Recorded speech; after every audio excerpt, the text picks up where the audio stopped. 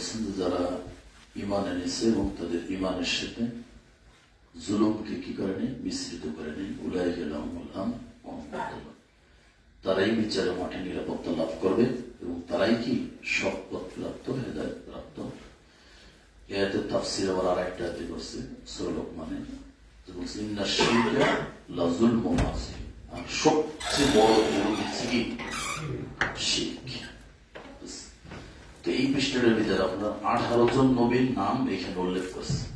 18 জন নবীর নাম উল্লেখ করার পরে এরপর আল্লাহ বলছেন যে যালিকা হুদাল্লাহ ইয়াহদি বিহি মান ইয়াশাউ মিন ইবাদি, এটাই আল্লাহর হেদায়েত, তিনি যাকে চান তার বান্দাদের মধ্য থেকে এর মাধ্যমে তিনি কি দেন, হেদায়েত দেন। তো বলছে যে ওয়ালাউ আশরাকু, এই 18 জন নবী যদি তারা শিরিক করতো, লাহাবিত আনহুম মা কানু ইয়ামালুন, দুনিয়ার যত তারা আমল করছে সব আমল বরবাদ করে দিত। কারা? নবী। নবী হয়ে শিরিক করছে তাদেরকেও আল্লাহ কত বড় ধমক, কত বড় হুমকি, যে এরাও যদি শিরিকের মতো কাজে লিপ্ত হবে, কারণ একটা জুলুম, এটা জুলুম আমি মেনে নেব না, তাহলে আমি তাদের আমলগুলো সব বাতিল করে দিতাম। সূরা জুমারের ভিতরে আল্লাহ রাব্বুল আলামিন এটা বলছে, নবী কি যেটা বলছে, লাইন আশরাকতা লা ইয়াহবাতান্না আমালুকা ওয়া লা তাকুননা মিনাল খাসিরিন, বলছে আপনিও যদি শিরিক করতেন আপনার আমলও বাতিল হয়ে যেত। এইখান থেকে তাফসীর আবার ওইখানে চলে গেল জুমারে। এরপর বলছে শুধু বাতিল না, আপনি ক্ষতিগ্রস্তের অন্তর্ভুক্ত। কত বড় ধমক, মানে আয়াতগুলো বোঝানোর ভাষা নেই আসলে।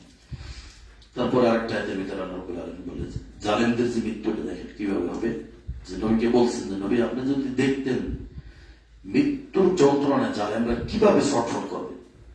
অল মালাইকাতু বাসিতু আইদিহি, বলছে ফেরেশতারা আইসা তাদের হাতটা কি করবে, মানে দৃশ্যটা ভাবেন যে জালেম তার হাতটা যখন বের করবে তখন ফেরেশতারা এসে হাতে এরকম করবে, এবার তোর জান তুই নিজে বের করে। এই যে বলছে আখরিজু আনফুসাকুম, আখরিজু মানে বাবে ইফালের সিগারেট আসছে, আখরিজু আনফুসাকুম মানে তোর জীবন তুই নিজেই বের করে দাও, মানে ফেরেশতারা ধরবে না। মালাকুল মাউত কিন্তু শুধু একা আসে না, কিন্তু বাহিনী আছে, একটা বাহিনী আছে, ওরা একবার বাহিনী নিয়ে আসে একেবারে। তো জালেমের মৃত্যুটা এত কঠিন যে ওই চেলাবেলা মালাকুল মাউত তো বসে থাকবে, যারা চেলাবেলা আছে এরাও ধরবে না তারা, মানে ও এত বড় অপবিত্র, যেহেতু শিরিক আছে ওর ভিতরে জালেম। তো এই জন্য বলছে যে তোর আত্মা তুই বের কর, তোর আত্মা তুই বের কর, এটা বলা হয়েছে। এরপর বলছে বাসিতু, ফেরেশতারা হাত বাড়িয়ে দিয়েছে কিন্তু নেয় না জীবনটা। চিন্তা করছেন মৃত্যুর সময় অনেক সময় ছটফট করে না, এই যে জীবনটা বের হয় না, নিতেছে না, বলতেছে তুই বের কর, তুই বের কর, তুই বের কর, মানে একটা খেলা চলে আর কি, খুব সুন্দর একটা খেলা চলতেছে, বের কর তুই আখরিজুল মুসাকুম আল ইয়াউমা তুজজাউনা আযাবাল হুন, বলছে আজকে তোকে অপমানকর শাস্তি দেওয়া হবে। অপমান জিনিসটা খুব কঠিন। বিমা কুনতুম তাকুলুনা আলাল্লাহি গায়রাল হক, দুনিয়ার যতদিন বেঁচে ছিলি আল্লাহ সম্পর্কে তোর মুখ দিয়ে বা তোর জবান দিয়ে কখনো সত্য বের হয় নাই, মিথ্যা বের হয়েছে। আল্লাহ সম্পর্কে মিথ্যা মানে কি, মানে কোরআনের বিপরীত চলা। সুতরাং কোরআন যেটা বলছে তার বিপরীত চলা, এটাই মিথ্যা। ও জানে কোরআন এটা আছে, এটা সত্য, এটা সত্য, হাদিস এটা আছে, এটা সত্য, তারপরও তার বিপরীত চলছে। এরপর বলছে ওয়াকুনতুম আন আয়াতি তাস্তাকবিরুন, আল্লাহর যত আয়াত ছিল, নিদর্শন ছিল, তার যত যা কিছু ছিল সেগুলো সে এড়িয়ে চলছে, মানে অহংকার করে কি করছে, মুখ ফিরিয়ে নিচ্ছে। তো অহংকার কি আল্লাহ রাসূলকে বলা হয়েছে যে যার অন্তরে কিন্তু আব্দুল্লাহ ইবনে মাসউদের সে আদেশটা, সরিষার দানা পরিমাণ অহংকার থাকবে সে জান্নাতে যাবে। বলছে যে আমাদের ভিতর তো সবাই নতুন জামা কাপড় পরে, জুতা পরে, সুন্দর এইগুলো একটু করলে অহংকার ভাব আসে না, বলছে এইটা অহংকার। আল্লাহ সৌন্দর্যকে পছন্দ করে, সৌন্দর্যকে আল্লাহ ভালোবাসে, করুক না এটা, কিন্তু অহংকার হলো কি, মানে সত্যকে প্রত্যাখ্যান করা, যত জানার পরে কি প্রত্যাখ্যান করে, এটা হচ্ছে সবচেয়ে বড় অহংকার। তো এই অহংকারে আমরা নিমজ্জিত আছি, এতে কোনো সন্দেহ নেই। আল্লাহ রাব্বুল আলামিন আমাদের এই জন্য বেশি বেশি দোয়া করতে হবে যে আল্লাহ যেন আমাদেরকে এগুলো থেকে কি করে হেফাজত করে। তো এই আয়াতের যখন এই আয়াতটা পড়বেন, এই আয়াতের তাফসীরটা আবার যদি আপনি একটু পড়েন সূরা কিয়ামা, তাহলে আপনি এটা খুব সুন্দর মিলাইতে পারবেন এবং আপনার কাছে কি দেবে সেটা হলো যে কাল্লা ইযা বালাগাতিত তারাকি, যখন কণ্ঠটা ভিতরে চলে যাবে, কণ্ঠটা তারপর বলবে অকিলা মান রক। দেখেন আল্লাহ বলতেছেন তখন বলা হবে মান রক, মানে মান রক মানে কোন ঝাড় ফুঁককারী বা মানে এটা বলা হইতেছে যে তোর সেই বাবা আছে নাকি এখন বিয়ে তো হ্যাঁ যাদের অনুসরণ চলছে তোর সেই বাবা গুলো আছে নাকি এটা হলো আমার অবস্থা অকিলা মান্য যা হুকারি বা কে কত রোগের রক্ষা করবে এখন একটু নিয়ে না কণ্ঠ ভিতরে চলে গেছে এখন।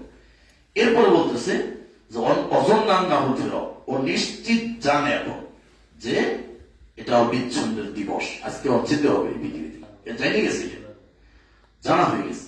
অলতাফাতি সাকু বিসাক, একটা পায়ের সাথে আর একটা পায়ের গোসা কি লেগে গেছে, আর কাজ হবে না। ইলা রাব্বিকা ইয়াউমাইদিনিল মাসাক, এমন একটা দিন যেই দিন তার রবের সাথে কি হবে, তার মিলিত হবে, সাক্ষাৎ হবে, যেতেই হবে, কোনো কথা নেই।